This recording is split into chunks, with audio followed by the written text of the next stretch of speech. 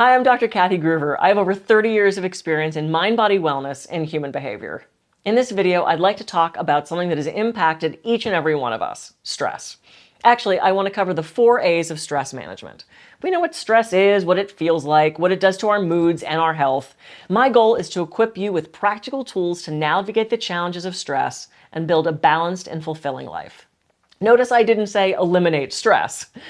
First and most important piece of this is knowing we have no control over preventing stress completely. There are too many things outside of our control in life for that to be possible.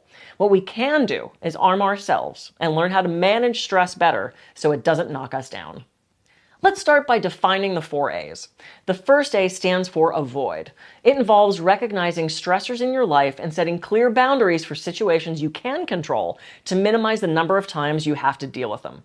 Like I said before, it's not possible to avoid all the stressful things in your life that might happen. There's just too many factors outside of your control. The first step towards creating boundaries around those are within your control is to identify them. Things like toxic relationships, time management, saying yes to too many things, procrastination, not leaving enough drive time and then stressing about being late, not planning ahead with things like meal prep, laying out clothes, mapping directions, etc. To figure out the situations you can avoid by setting boundaries, you can use this I statement. I feel blank when blank because blank. What I need is, and then express that.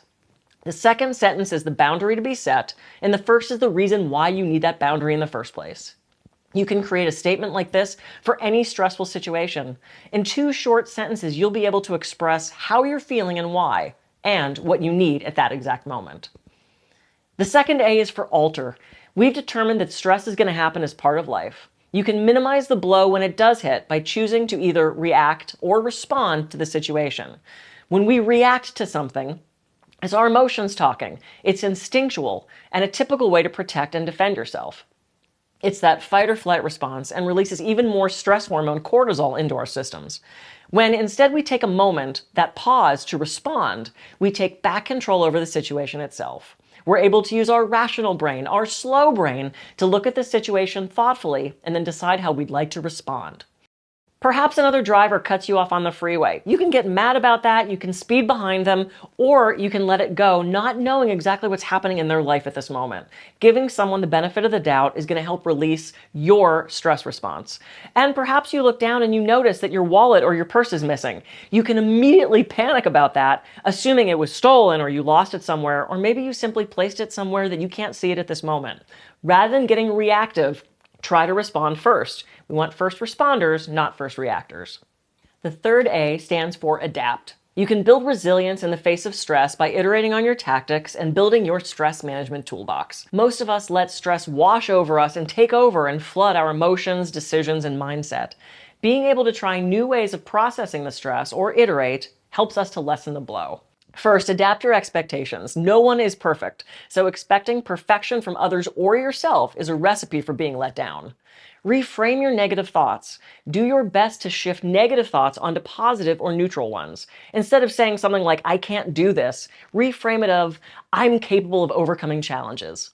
Create a support system to process stressful situations. This can be as simple as writing in a journal or calling a friend to vent. Getting the words out of your head, whether aloud or on paper, helps you take a step back and assess the situation so you can adapt your response. The fourth A is for acceptance. It can be frustrating that we can't fully control stressful situations. The reality is they're a fact of life. Spending our time trying to change that fact is a fool's errand and a waste of energy. When we choose to accept stress as a part of life, we're able to meet reality without resistance. We're able to avoid, alter, and adapt. We're able to take back some of our power and regain control of our lives. We're able to find healthy ways to cope and iterate towards habits that emphasize self-love. Practicing self-love can rewire your brain. Self-love means appreciating yourself for all that you are, accepting yourself, prioritizing yourself, and forgiving yourself. Self-love changes the way we think about ourselves. It removes self-criticism, shame, and negativity, improving overall mental well-being. Stress is an inevitable part of life, but how we respond to it makes all the difference. By understanding the 4 A's of stress management, avoid, alter, adapt, and accept, we can take charge of our well-being and build resilience to thrive in the face of challenges. Stress management's a journey, and it's okay to seek guidance and support along the way. Many of these techniques are simple but not easy. You don't have to do this alone. The Fresh Try app is a fantastic resource for you to connect with other people and engage your efforts to build new habits every day. I'm Dr. Kathy Groover, wishing you a stress-free existence. Have a healthy day.